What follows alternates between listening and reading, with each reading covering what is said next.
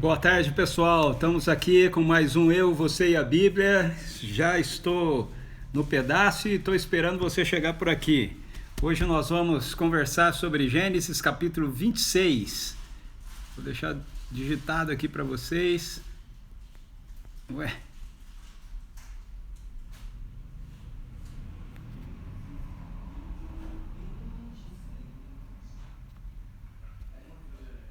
Não estou conseguindo digitar estranho aqui.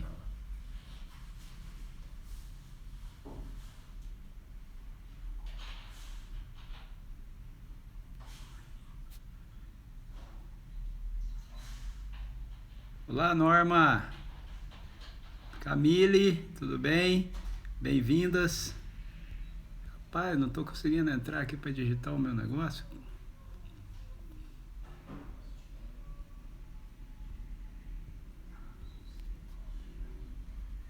Que coisa! Não consigo entrar aqui para digitar o...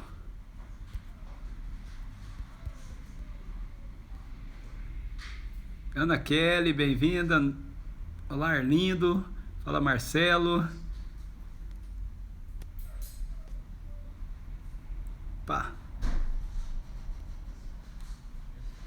Que coisa! Não estou conseguindo entrar na minha caixinha aqui de digitação.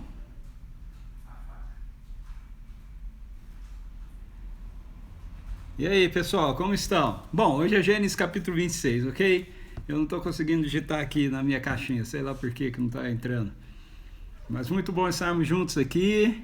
Quero agradecer ao pessoal aí que esteve orando por mim, preocupados aí com a minha saúde. Eu falei que não era nada grave, né? Que era alguma coisa relacionada ao meu dente. É isso aí, hoje de manhã eu fiz uma cirurgia. Tive que fazer a cirurgia, mas foi muito bom. Correu tudo bem. 1h30. Comecei às 8h30, acabou às 10 horas.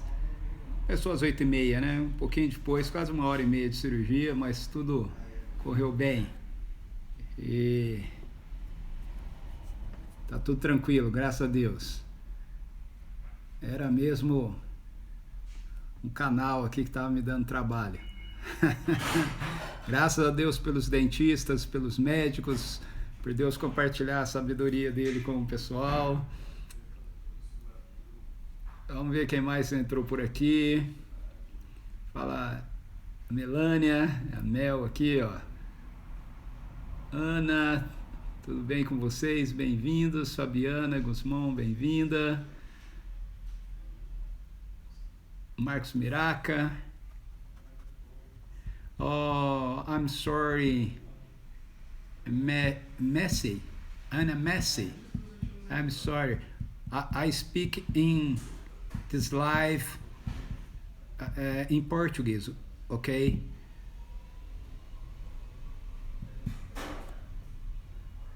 I'm from Brazil.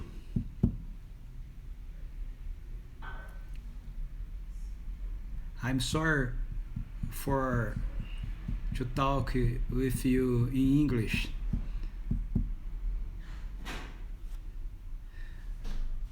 Olá, Arnaldo, tudo bem?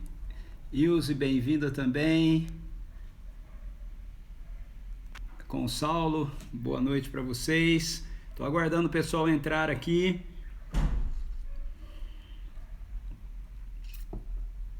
Simone, olá, bem-vinda.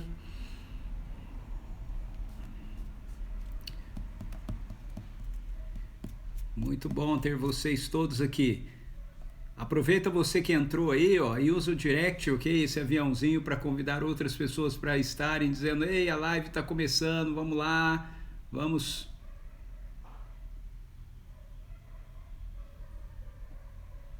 participar com a gente.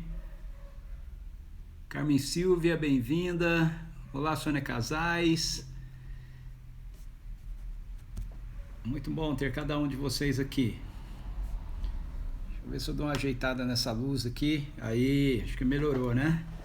Pelo menos pra mim aqui melhorou. Espero que tenha melhorado aí pra vocês. Tava uma luz muito forte no meu olho aqui. Ah, legal, Wilson. Então, quando o Saulo entrar aqui, eu cumprimento ele.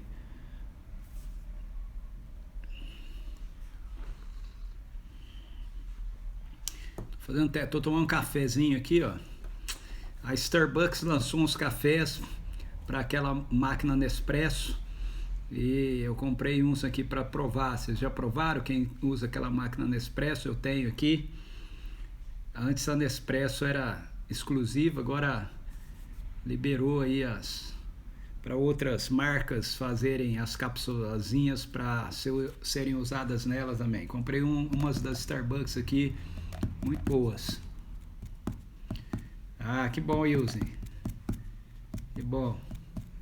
Melhorou a iluminação aí, né? Então vamos lá, gente. Gênesis capítulo 26 hoje, hein? Eu tentei digitar aqui, mas não sei porquê eu não estou conseguindo entrar na minha caixa. Eu estou clicando aqui para digitar, mas não está dando certo.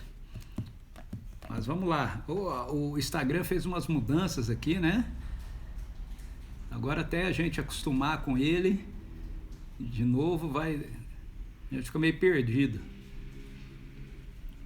Vamos lá, vamos convidar. Ontem, infelizmente, eu não consegui baixar o vídeo ontem. Eu também não sei o que acontece de vez em quando aqui. A gente baixa o vídeo, não sei se é questão da internet, mas eu não consegui salvar o vídeo para o meu canal no YouTube. Mas você que me segue aqui no Instagram, aqui o vídeo está salvo da live de ontem, ok? Então, se você não assistiu a live de ontem, você tem chance de assistir ela aqui no meu Instagram, na minha conta do Instagram, no IGTV, que fica aqui, tá bom? A Crisaime aí chegando. Fala, Cris, beleza? Beijão, querida. Janaíne e João, bem-vindos.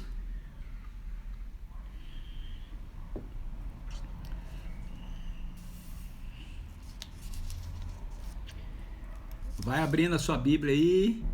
Gênesis capítulo 26. O nosso estudo hoje é do capítulo 26 de Gênesis.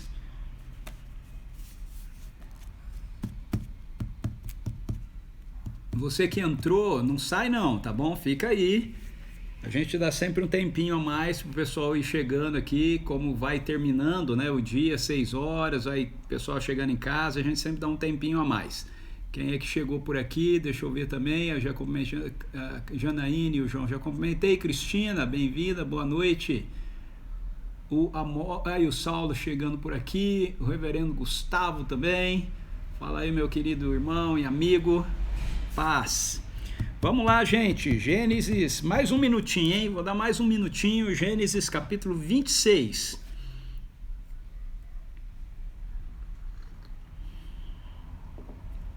Gênesis capítulo 26.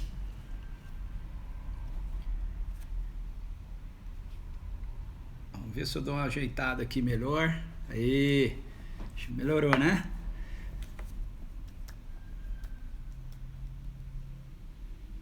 Vamos lá.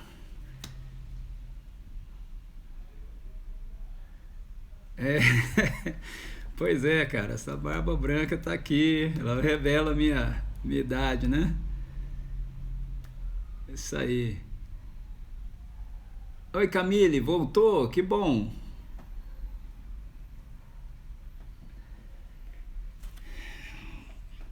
Por mim eu deixava ela, viu, Gustavo? Ficava com uma barba branca aqui, mas a minha esposa não gosta não me gosta de barba.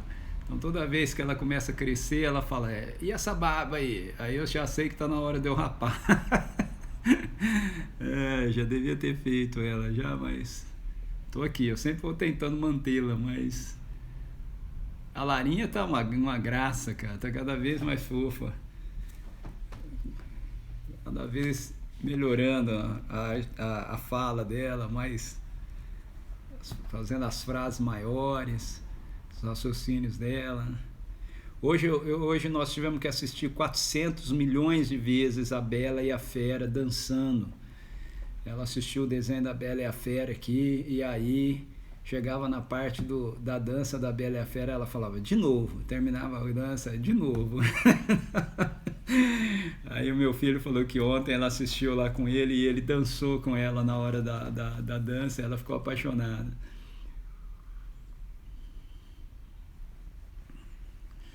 Ai, ai. Olá, Ana. Bem-vinda também. Olha aí o meu amigo Silas, chegou por aqui também. Muito bom, viu? Olá, Ian, chegando por aqui também. Muito bom ter vocês. Aí, gente, ok, nós vamos orar. Enquanto isso, a gente outros vão entrando por aí, ok? Pai, em nome de Jesus, eu quero te agradecer pelo dia que o Senhor nos concedeu. Muito obrigado pela tua bondade, Senhor. Nós queremos afirmar isso, afirmar a tua bondade, afirmar que o Senhor é um Deus cheio de compaixão, de amor. O Senhor demonstrou isso de uma forma contundente através da cruz de Jesus. Obrigado porque o maior de todos os nossos inimigos foi derrotado, Senhor. A morte não tem mais domínio e governo sobre a nossa vida. Nós não vivemos mais escravos do medo, nós não vivemos mais sob a escravidão de Satanás quando nós nos rendemos a Jesus como Senhor e Salvador da nossa vida. Louvado seja o teu nome por isso. Louvado seja o Senhor, porque a tua palavra nos diz que o Senhor começou uma boa obra em nós e essa boa obra está sendo executada em nossa vida através do poder do teu Espírito, Senhor, que se utiliza da tua palavra, Deus amado, trazendo para nós da vida ressurreta de Jesus. Obrigado, porque nós lemos o livro, nós sabemos como tudo vai terminar, nós sabemos, ó Deus, que haverá a realidade de um novo céu, de uma nova terra.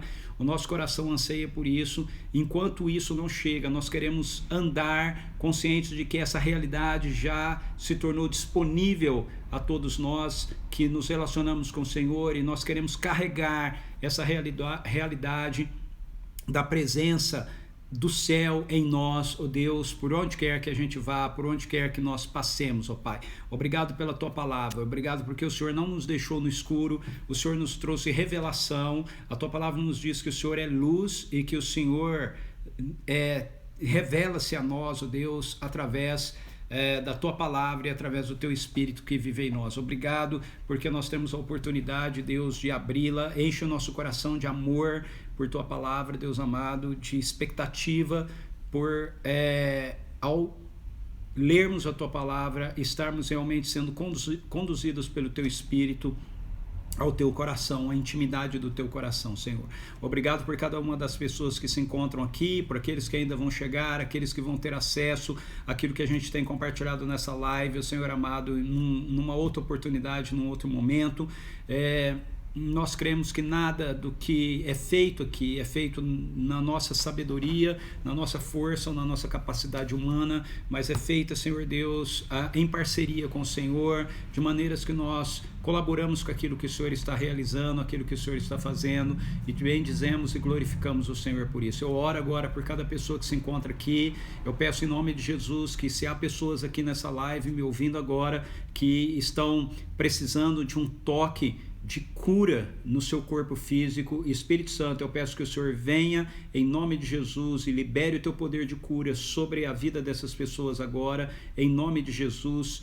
Toda e qualquer enfermidade seja restaurada, seja curada agora na autoridade do nome de Jesus. Pai, abençoa qualquer tipo de tratamento que esteja sendo feito para que eles corroborem com a tua cura, Senhor. Eu oro também por aqueles que estão precisando de renovação emocional, em nome de Jesus, que a tua paz seja transferida, Senhor, para a vida de cada uma dessas pessoas que necessitam disto agora, Senhor, que seja uma renovação da paz do Senhor, uma experiência, Senhor Deus, concreta na vida de cada uma das pessoas que necessitam disso agora, Senhor. Nós suplicamos também em nome de Jesus que o Senhor esteja banindo, Senhor, do nosso planeta esse vírus, ó Senhor Deus, que tem acometido tantas pessoas, ó Deus, e deixado tantas pessoas enfermas fisicamente, mas também tantas pessoas emocionalmente, Senhor Deus, enfermas, ó Pai. Em nome de Jesus, que esse vírus seja destruído pelo teu poder. Abençoe, Senhor Deus, os cientistas, os pesquisadores que estão em busca, Senhor, de uma vacina, que ela seja realmente efetiva, Senhor Deus, para a honra e glória do teu nome, que não seja apenas um meio político, Senhor Deus, de promoção, que não seja apenas um recurso em torno de dinheiro, Senhor, mas que seja realmente um instrumento de cura que seja compartilhado do Senhor com as pessoas, ó Deus, para a honra e glória do teu nome, em nome de Jesus. Amém. Amém, ok, então vamos lá, pessoal. Gênesis capítulo 26, é o nosso capítulo de hoje. Eu quero convidar você a abrir a sua Bíblia lá, Gênesis capítulo 26. Enquanto você vai abrindo, eu vou dar um oi aqui para pessoas que entraram um pouquinho depois. Oi, Su, aí, meu amor, entrou por aqui. Sônia Chiurco e Zé Chiurco, bem-vindos. Muito bom ter vocês aqui. Antônia também, seja bem-vinda, ok?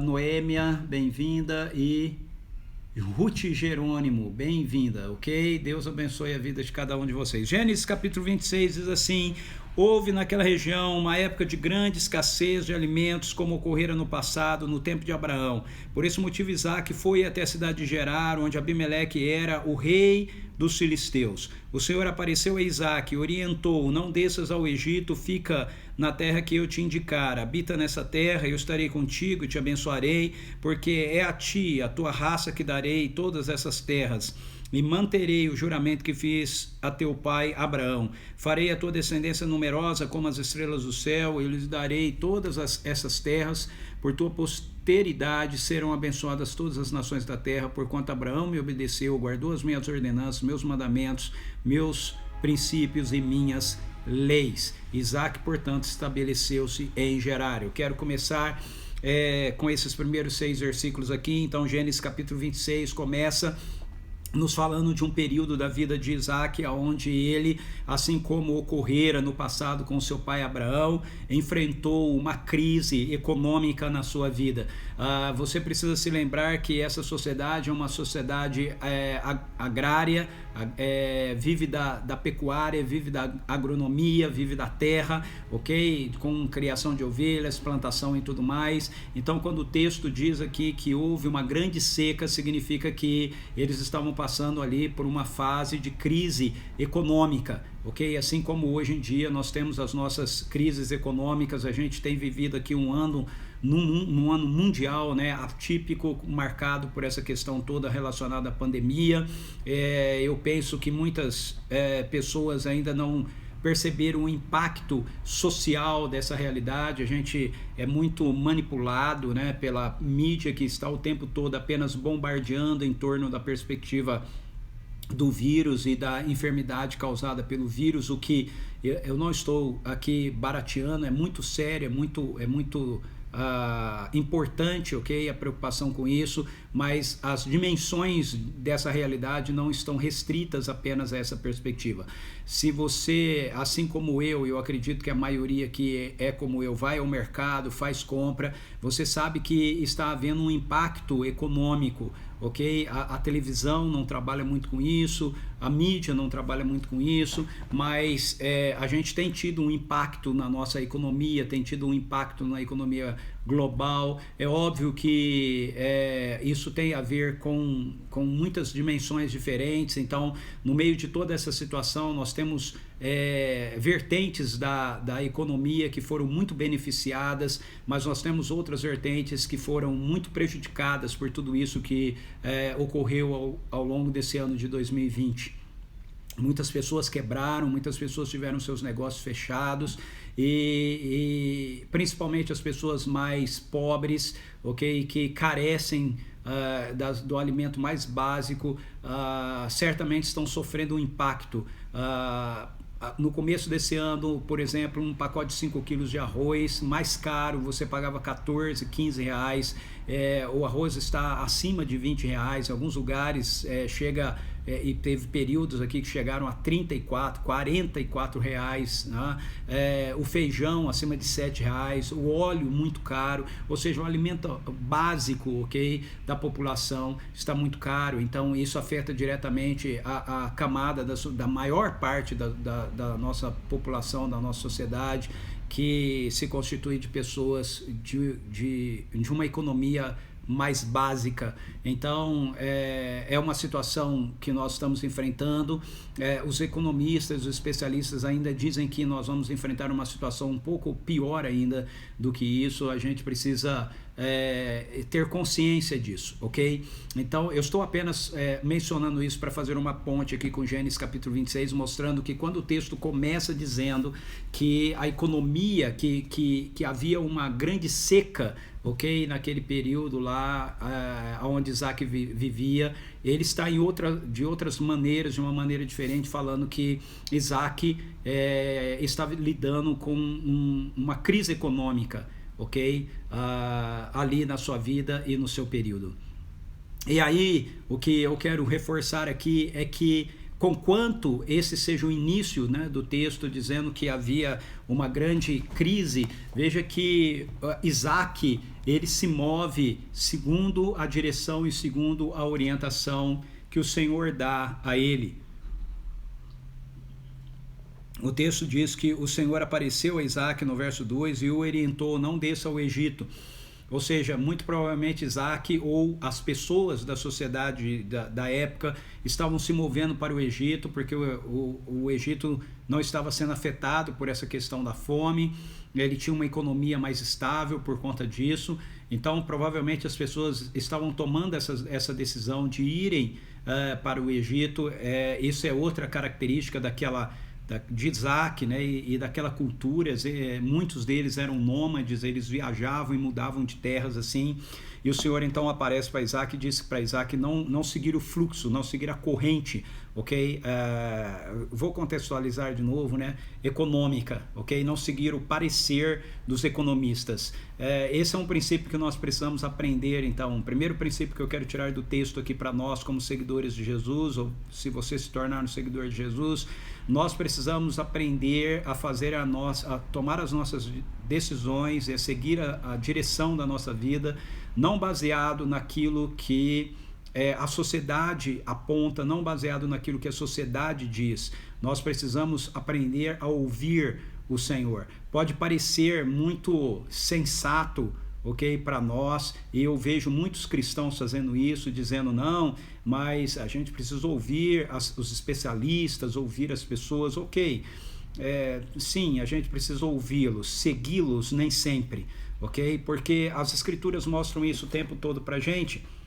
Ou a gente lida com esse livro apenas como algo que tem a ver com princípios morais e religiosos para a nossa vida. Esse não é o objetivo das Escrituras. O objetivo das Escrituras, a gente tem visto isso aqui nas histórias em Gênesis, é mostrar para a gente como Deus ele se relaciona conosco, como ele interage com a nossa vida, com as realidades concretas da nossa vida. O que esse texto me ensina é que em meio a crises econômicas ou qualquer outro tipo de crise, mas aqui especificamente a crise econômica, eu não devo me deixar dirigir pelos especialistas da economia.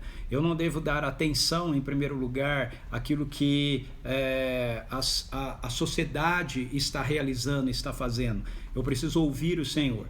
É isso que você precisa fazer. Você precisa aprender a ouvir o Senhor, a seguir a direção dele. Talvez a direção dele vá ser semelhante àquilo que os economistas estão dizendo, mas talvez não vá ser. E nesse caso aqui não era. No caso de Isaac, enquanto todos estavam se movendo para o Egito, saindo da rota da fome, Deus diz para Isaac permanecer lá. E Deus se compromete com Isaac.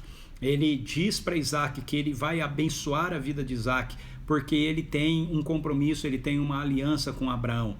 Eu quero lembrar você que o Novo Testamento nos diz que essa aliança que Deus tem com Abraão, ela é uma aliança que nós somos incluídos através do descendente de Abraão, do descendente de Isaac, da sua posteridade, que é Jesus Cristo. Por intermédio de Jesus, todas as bênçãos prometidas a Abraão chegaram a nós e são estendidas a todos aqueles que são seguidores de Jesus, porque todos os que são seguidores de Jesus são herdeiros de Abraão. É o que o apóstolo Paulo nos diz e nos explica em Gálatas capítulo 3, ok? E aí o texto aqui então diz que Deus reafirma para Isaac o seu compromisso de abençoá-lo por causa de Abraão.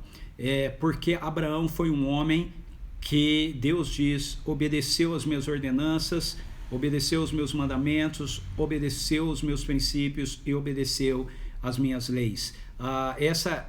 Então é um outro princípio que eu quero trazer aqui para a gente do texto de hoje, de Gênesis capítulo 26. A obediência gera bênção, ok? Sobre a nossa vida. Muitas e muitas vezes a gente confunde a perspectiva da salvação de Deus nos ser outorgada pela graça com a ideia de que a gente pode viver a nossa vida da maneira que a gente bem entender e que está tudo certo, porque Deus é amor e Ele irá nos abençoar. Mas não é o que as Escrituras nos ensinam, não é o que as Escrituras nos ensinam nem no Antigo Testamento e não é o que as Escrituras nos ensinam também no Novo Testamento. No Novo Testamento, Jesus diz que aquele que o ama, aqueles que me amam, obedecem aos meus mandamentos. Em Mateus capítulo 28, ele diz que nós devemos ensinar, nós que somos seus aprendizes, seus seguidores, devemos ensinar os novos seguidores a obedecerem a tudo aquilo que ele nos ordena. Então veja, a graça de Deus, a salvação de Deus nos é ofertada pela graça, mas a graça de Deus é um poder ativo de Deus na nossa vida que nos dá condições de obedecê-lo, e esse deve ser o nosso desejo. Então grave isso: a obediência gera bênção, ok? Obediência ao Senhor gera bênção, desobediência ao Senhor geram consequências funestas à nossa vida. Então o texto nos diz que Abraão foi obediente, e por causa da obediência de Abraão, a bênção de Deus chegou não somente sobre Abraão, mas também sobre os seus familiares, sobre a sua descendência, ou seja, sobre a vida do próprio Isaac. E aí Isaac então obedece ao Senhor, ele faz exatamente aquilo que o Senhor disse, ele fica lá. O texto diz isso pra gente, verso 6, Isaac, portanto, se estabeleceu em Gerar. Eu acho que nós estamos vivendo um momento assim, como seguidores de Jesus, nós estamos vivendo um momento onde nós vemos muitas notícias, muitas informações sendo trazidas pela televisão com relação ao momento que a gente vive, as situações que nós estamos passando, não apenas relacionada a essa questão da pandemia, não apenas relacionada a uma questão econômica, mas de ideologias que querem determinar o ritmo e o rumo da vida que a gente deve seguir, e as Escrituras nos mostram que a postura do nosso coração precisa ser uma postura de obediência para com o Senhor, não uma postura de querer agradar homens. Se nós queremos agradar as pessoas, nós muitas e muitas vezes podemos desagradar o Senhor. Nós não devemos temer as pessoas, não devemos temer os homens, nós devemos temer o Senhor. Abraão temia o Senhor, e essa deve ser a postura do nosso coração, uma postura de obediência ao Senhor. A obediência traz bênçãos sobre a nossa vida. Não é uma negociação com Deus, mas é uma consequência natural. Quando nós obedecemos a Deus, quando nós fazemos as coisas do jeito que Deus diz para nós, é natural termos como consequência disso a bênção de Deus sobre a nossa vida. E aí o texto nos vai relatar uma situação bastante interessante. Quem tem acompanhado o estudo de Gênesis aqui comigo desde o início deve se lembrar que nós passamos por duas situações junto com Abraão, aonde o texto bíblico nos diz que Abraão chega num determinado lugar. A primeira situação é ele chegando no Egito, nesse período de uma época de fome na geração de Abraão, e ele vai para o Egito por causa da fome. Veja, com Abraão, Deus não diz para ele não ir para o Egito, mas com Isaac, ele diz para Isaac não ir para o Egito, ok? É interessante isso, né? Mas Abraão chega no Egito, essa é uma situação, e depois ele vai viver uma situação semelhante na própria região que Isaac está, a região de Gerar. Nessas duas situações que eu estou lembrando aqui, ou evocando aqui de Abraão, Abraão pede para Sara dizer para os reis, né, ali do Egito, o rei de Gerar, que por um acaso é o mesmo rei que está governando agora na época que Isaac chega lá. Ele diz para Sara que é para Sara falar que ela é sua irmã e não sua esposa. Essa é uma postura que Abraão toma com Sara, um acerto que ele faz com Sara, de acordo com o texto bíblico, desde quando ele sai da terra de Ur dos Caldeus, chamado por Deus, porque Sara era muito bonita. Sara era meia-irmã mesmo de Abraão, e ele pede para que Sara faça isso, com medo de, por causa da beleza dela, quando ele chegasse em terras desconhecidas, as pessoas pudessem querer matá-lo para poder ficar, então, com a Sara. Então ele pedia isso para Sara, e Sara ela era submissa e obediente ao pedido de Abraão, e ela sempre se posicionava assim. E por duas circunstâncias diferentes, Deus intervém em favor da Sara por causa dessa situação. Uma no Egito, quando Sara é tomada, porque o faraó fica achando que ela é irmã de Abraão, então ele a toma como parte do seu harém. Deus intervém em favor da Sara e a livra da mão do rei do Egito. E a segunda situação é com o rei Abimeleque de Gerar, que é esse mesmo rei que governa aqui agora na época que o Isaac vai para lá. O que é interessante é que Isaac ele tem uma postura semelhante à do seu pai. Agora veja, Isaac, quando acontece isso com Abraão e Sara, as duas vezes no Egito e depois lá em Gerar, onde Isaac se encontra agora, Isaac ainda não era nascido. Quando Abraão tem essas posturas, Isaac ainda não era nascido. Então, Isaac ele não está imitando aqui Abraão no sentido de algo que ele viu. O que é muito interessante a gente perceber e levantar aqui um ponto relacionado à nossa herança, né?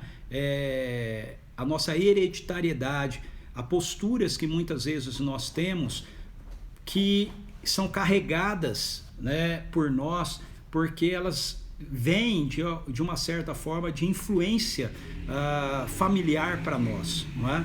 Eu não estou falando aqui de maldição hereditária, ok? Não é disso que eu estou falando. Eu estou falando de determinadas posturas que a gente acaba repetindo porque simplesmente aquilo de alguma maneira está impregnado na nossa vida, mesmo sem a gente perceber aquilo, por uma influência, ok? Familiar. Eu acho isso muito interessante. Isaac, veja, Isaac, o verso 8 diz assim, vou ler o verso 7, quando os homens do lugar o questionaram sobre sua mulher, ele alegou, veja, ele não combina isso, diferentemente de Abraão, que pede para Sara e combina com a Sara, porque Abraão, ele tem medo disso, Abraão carrega medo. O medo que Abraão carrega, de certa forma, é algo que influencia, ok? A própria postura de vida de Isaac, não é? É uma postura que Isaac, embora ele nunca tenha visto no pai, ele herda, ok? Do pai. E aí, quando ele é questionado sobre a sua mulher, ele afirma que ela era sua irmã. E aí o texto diz assim, porquanto teve medo de revelar que era sua esposa, pois imaginou, os homens deste lugar podem me matar por causa de Rebeca, pois ela é muito bonita. Então veja, ele carrega o mesmo medo que Abraão tinha, mesmo sem conhecer isso. Esse é um sentimento, né, que está presente na vida de Isaac. Às vezes isso acontece, a gente vê nas nossas famílias, né, um filho ter uma mesma postura que o pai, né, ou que o avô, ok? Tinha, né? Herda, né? Herda, é hereditário.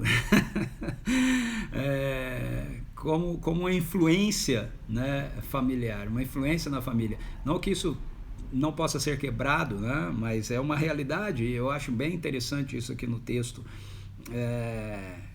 Algumas pessoas dão o nome disso de maldição hereditária, alguma coisa. Eu não acho que tem a ver com isso, ok? Mas eu acho que tem sim a ver com uma influência que a gente acaba carregando, né? Mesmo que imperceptivelmente, né? Os pais acabam passando aquilo para os filhos. E aí o texto nos diz que Isaac fala que ela era a irmã. E o verso 8 diz assim, Isaac, ele já estava morando em Gerar há muito tempo, quando Abimeleque, então veja, ele já estava ali há tempo, né? Quando Abimeleque, rei dos filisteus, olhando certa vez pela janela, viu Isaac acariciando Rebeca, sua mulher. Então, o Isaac disse que para as pessoas da cidade, da região ali, inclusive para o rei Abimeleque, que a Rebeca era sua irmã. E ele foi vivendo ali já há muito tempo, diz o texto que ele estava vivendo ali há muito tempo, ou seja, já há algum tempo. E até que um determinado dia ele dá uma descuidada e estava lá nos amassos, né, com a Rebeca. Porque, veja, o texto diz que ele viu, que o rei viu Isaac acariciando Rebeca. E aí o verso 9 diz que então Abimeleque mandou chamar Isaac e lhe indagou, na verdade ela é tua mulher, por que me disseste que ela é tua irmã? Então, esse acariciando aqui não era uma carícia qualquer, né? Era uma carícia íntima, ok? No mínimo, uma carícia que o rei de longe deu para perceber que era muito mais do que carinho de irmão com irmã, não é? Talvez Isaac achou que estivesse sozinho ali, né? Tava num cantinho, começou ali a dar uns amassos, né? Uns apertos mais fortes lá na esposa dele, né? E o rei viu aquilo, e aquilo chamou a sua atenção, e ele mandou chamar. E eu imagino que o Abimeleque, ele deve ter se lembrado da situação com Abraão, porque veja que ele já chama o Isaac já dando uma dura nele. Olha só, então Abimeleque mandou chamar Isaac e ele indagou, na verdade, ela é tua mulher. Ele nem perguntou para ele se era ou não era. Ele chegou lá já afirmando, na verdade, ela é tua mulher. Aí, olha a dura que ele dá. Por que me disseste que ela era tua irmã? Isaac respondeu, porque pensei que eu poderia ser morto por causa dela. Então declarou Abimeleque, tens ideia do que nos fizeste? Qualquer homem poderia ter se deitado com tua mulher e terias trazido culpa sobre todos nós. E Abimeleque advertiu todo o povo, quem tocar neste homem e na sua esposa morrerá. Então o Abimeleque já deu uma dura nele, porque o Abimeleque já tinha vivido essa experiência anteriormente, anos antes, com Abraão e Sara.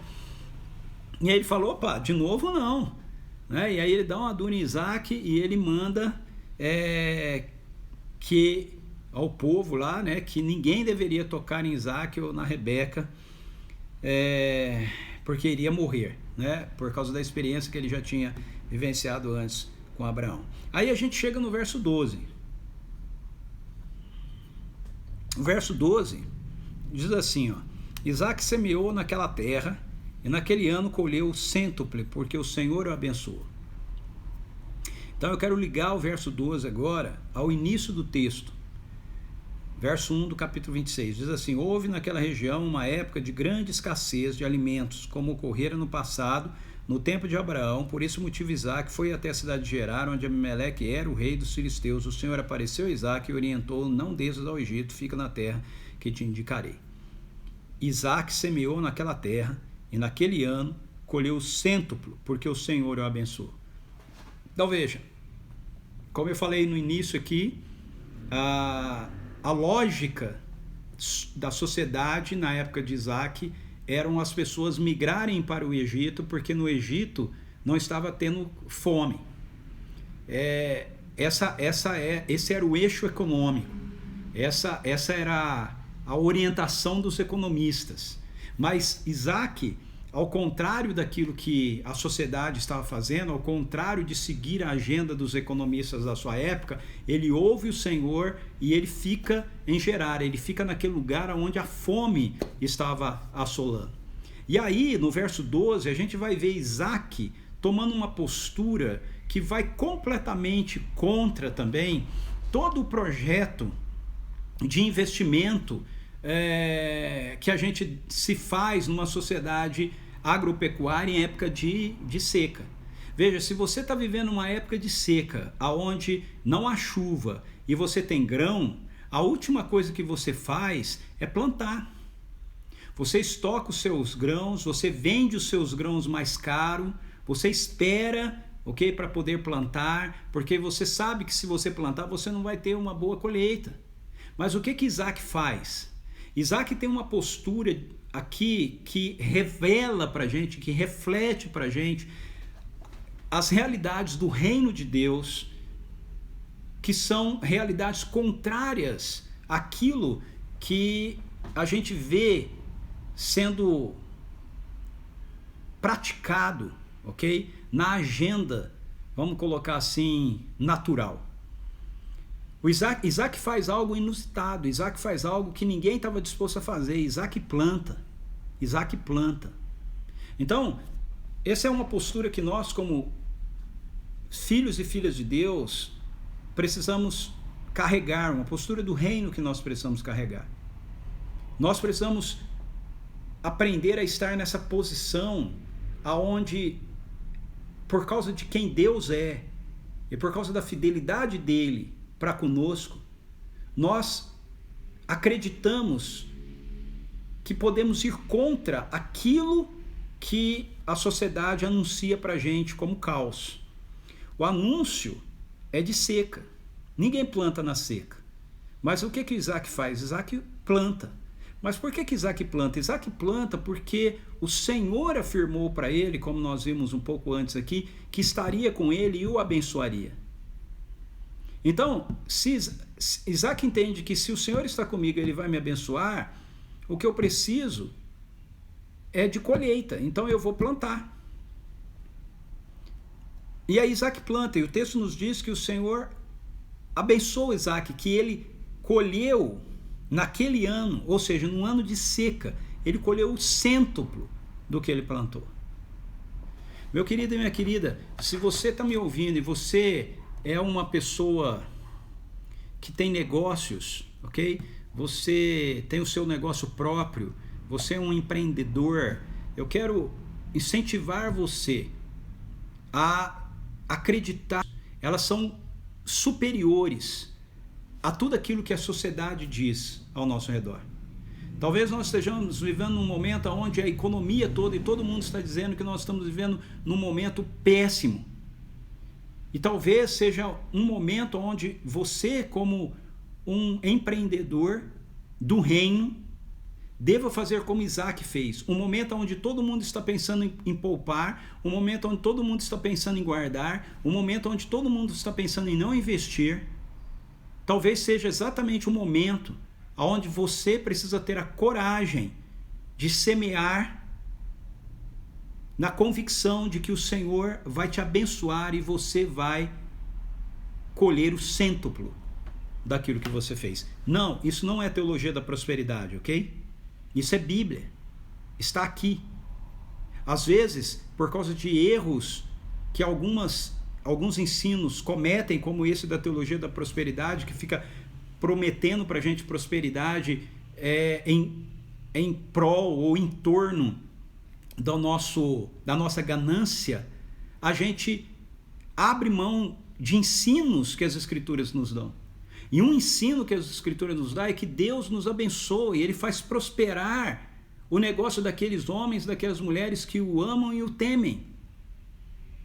Daquelas pessoas que se dirigem de acordo com os seus mandamentos, os seus princípios e as suas leis e as suas ordenanças, aqui, assim como fez Abraão. As pessoas que ouvem o Senhor e permanecem. O mundo precisa enxergar homens e mulheres que se movem dentro da economia do reino de Deus, dentro da economia do céu, não na economia da terra. Veja, esse investimento que Isaac fez aqui não foi um investimento em outros, foi um investimento nele mesmo. O verso 13 diz assim: o homem enriqueceu e a sua riqueza continuou a crescer até que ficou riquíssimo e poderoso. Deus não tem nada contra nós investirmos e nós semearmos em prol dos nossos negócios. Ele nos abençoa quando o nosso coração é um coração inteiramente dele. Deus não tem problema com a riqueza, Deus tem problema quando nós nos tornamos escravos da riqueza. Mas nós nos tornarmos pessoas prósperas e ricas, significa que nós vamos poder investir de forma mais intensa e maior no reino de Deus. Então talvez você esteja vivendo um momento na sua vida agora, onde você está com medo, por exemplo, com medo de ser fiel nos seus dízimos, nas suas ofertas, com medo de investir na obra missionária que você investia, talvez com medo de investir até mesmo no seu próprio negócio. Você está achando que você precisa ser comedido, mas talvez o Espírito Santo hoje, com essa live aqui, com esse texto, esteja desafiando você a semear na seca, a semear na seca, para que você colha 100 vezes mais. Não é nada mágico, ok? Isso é fruto de intimidade, fruto de relacionamento. Isaac faz isso porque ele tinha ouvido as instruções do Senhor, ele tinha intimidade com o Senhor, ele tinha entendido a vida de fé do pai dele. Se Deus disse algo para mim, então eu devo me mover baseado naquilo que ele me prometeu. Ele disse para eu ficar nessa terra. Isso significa que ele vai me dar sustento nessa terra. E aí então ele semeia e ele se enriquece. O texto nos diz que a partir daí então Isaac com os seus servos eles começam a cavar poços. Por quê? Porque não há chuva, você tem seca. Se você tem seca, você precisa encontrar água que corre, né, no centro da terra, debaixo da terra. Você precisa encontrar os poços artesianos. E o texto nos diz que eles começam a cavar poços, que o Isaac ele vai e ele reabre os poços que o seu pai Abraão havia cavado e que haviam sido enterrados pelos moradores daquela região. Ele reabre os poços cavados por Abraão, mas o texto nos diz também que ele abre novos poços. Então eu quero de novo trazer mais um princípio aqui para a gente, dentro dessa realidade que a gente está vivendo. Veja, esse momento, eu ouço todo mundo dizendo que o ano de 2020 está muito estranho, muito esquisito, que situação complicada, esquisita, mas veja, talvez este seja o ano onde Deus está desafiando você a ousar, a semear na seca.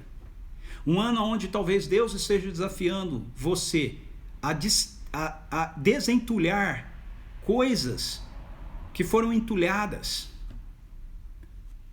Os poços de Abraão foram entulhados, Isaac desentulhou os poços do pai. Talvez hajam investimentos, negócios, projetos que você deixou enterrado, e esse seja exatamente o momento em que Deus está desafiando você para desenterrar esses poços, a reabrir esses poços. Mas o texto nos diz também que os servos de Isaac abriram novos poços, melhor dizendo. Então, talvez o Espírito Santo de Deus esteja desafiando você na sua vida profissional, na sua vida pessoal, mas talvez você na sua vida ministerial, na área de ministério, talvez desafiando a nós como comunidade, como igreja, a abrirmos novas frentes. Um momento onde talvez a gente ouça pessoas dizendo para a gente, e às vezes nós temos até mesmo uma postura, desculpa a expressão, mas é a melhor que eu tenho, uma expressão de covardia diante da missão, dizendo não, as coisas não estão bem, a gente precisa parar projetos. Porque a gente os dízimos, as ofertas não estão entrando, a gente precisa parar de fazer coisas. E o Espírito Santo está dizendo, não, vocês precisam retomar aquilo que vocês estavam fazendo. Talvez ele esteja nos desafiando a começar novos projetos, novas frentes, novas ações do reino, novos ministérios, cavar novos poços. Em relação ao reino de Deus, em relação ao ministério, à missão da igreja, mas talvez em relação ao reino de Deus, no que diz respeito à sua vida pessoal, à sua vida profissional, à sua vida familiar. Novos poços.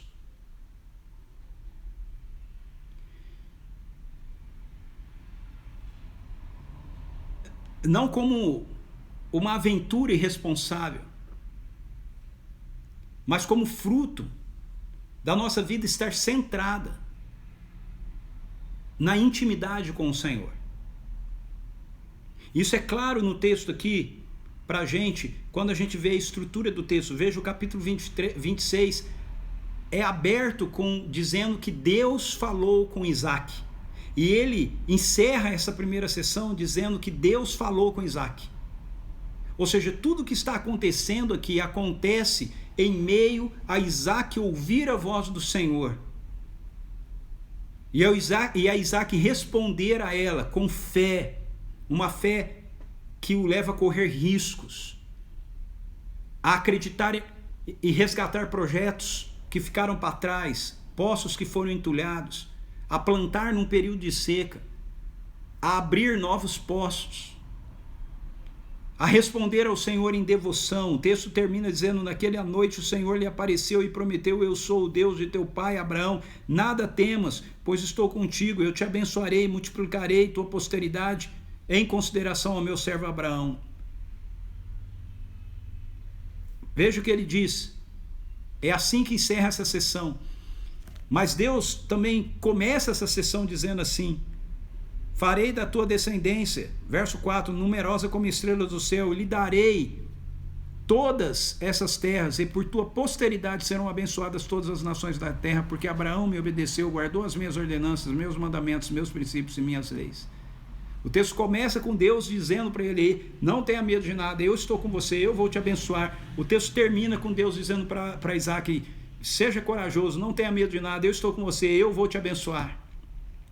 É no meio desse ouvir a voz de Deus que Isaac se move.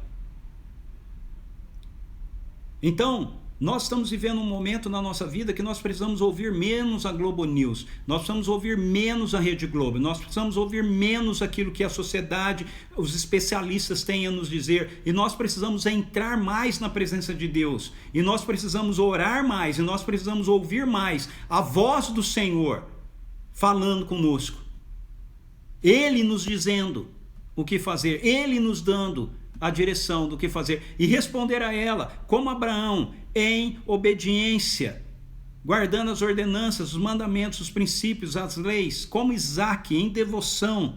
O verso 25 diz: ali construiu um altar e invocou o nome de Yahvé, o Senhor. Ali ele armou a sua tenda, e os servos de Isaac cavaram outro poço.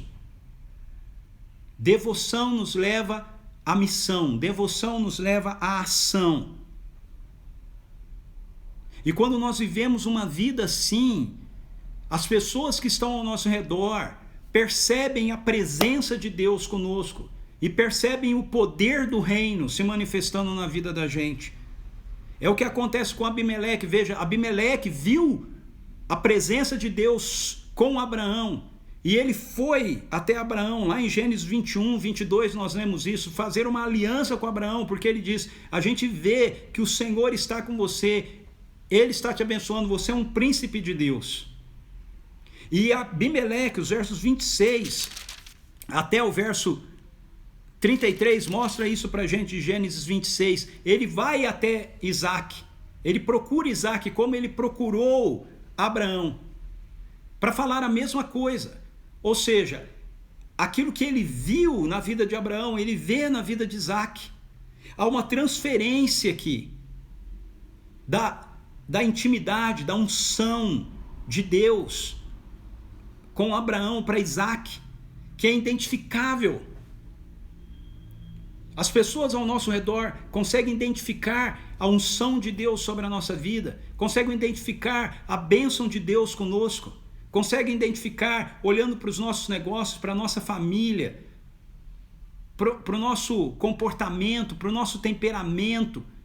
Quando olham para nós no meio de um monte de gente desesperada, com medo, e veem a gente repletos de paz, eles chegam a essa conclusão: o Senhor está com você.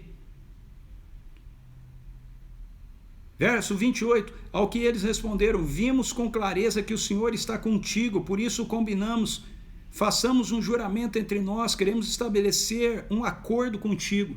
Veja que testemunho. A nossa vida tem testemunhado isso, no meio de um ano onde um monte de gente está morrendo de medo, um caos danado, uma loucura danada no meio das pessoas, na cabeça das pessoas. As pessoas olham para você, elas olham para mim, elas olham para a igreja, e elas conseguem enxergar e conseguem dizer: Deus está com esse pessoal, Deus está com eles. Veja, isso é testemunho de que o reino de Deus chegou, de que Ele está aqui, de que Ele está em nós, e de que nós vivemos sob esse céu aberto, e que nós carregamos essa outra realidade. É triste e desesperador quando a gente olha ao redor e a gente vê seguidores de Jesus, pessoas que afirmam serem seguidores de Jesus, muitos deles líderes, pastores, que não refletem esse testemunho. As pessoas olham para a igreja, olham para a gente, e elas veem na gente a mesma coisa que elas estão vendo no mundo. Isso não pode ser assim. Elas precisam encontrar essa identidade do reino, esse ambiente do reino. Precisam encontrar a nossa vida estabelecida sob essa plataforma do reino. que gera expectativa neles e diz: ei, nós temos que andar com vocês, nós queremos uma aliança com vocês. Reconhecemos que aquilo que está acontecendo na vida de vocês só pode ser resultado da bênção de Deus. Abimeleque vê isso em Abraão e ele reconhece isso em Abraão, depois ele vê isso em Isaac e ele reconhece isso em Isaac. Transferência. Que testemunho fantástico. E aí o texto nos diz, termina dizendo que os servos que abriram mais um poço, lá no verso 25, encontraram água agora. E aquela região passa a ser chamada de Berseba. Eles haviam aberto outros poços e houveram contendas com eles por causa dos poços. Isaac não tomou a mesma postura, ele abriu mão dos poços e o Senhor mais uma vez o abençoa. Não tenha dúvida, se você cavar poços na sua vida, você vai encontrar rios de água viva fluindo do trono de Deus sobre você e para você. Mas o texto termina fazendo menção mais uma vez a Esaú. No capítulo 25 que nós vimos ontem, Esaú, ele lida com irresponsabilidade, com descaso da primogenitura que ele carregava, de um princípio do reino que era valioso e importante para Deus, dado a ele, e que ele lidou com aquilo com descaso. Isso mostra a insensatez de Esaú. E o texto termina mostrando que no meio de toda essa experiência magnífica vivenciada por Isaac, há insensatez presente no seu filho Esaú. O verso 34 e 35 diz assim: quando Esaú completou 40 anos de idade, tomou como esposas a Judite, filha de Beere, o Eteu, e a Bezemate, filha de Elon, também hitita. Veja o verso 35. Essas jovens hititas tornaram-se uma grande amargura para Isaac e Rebeca.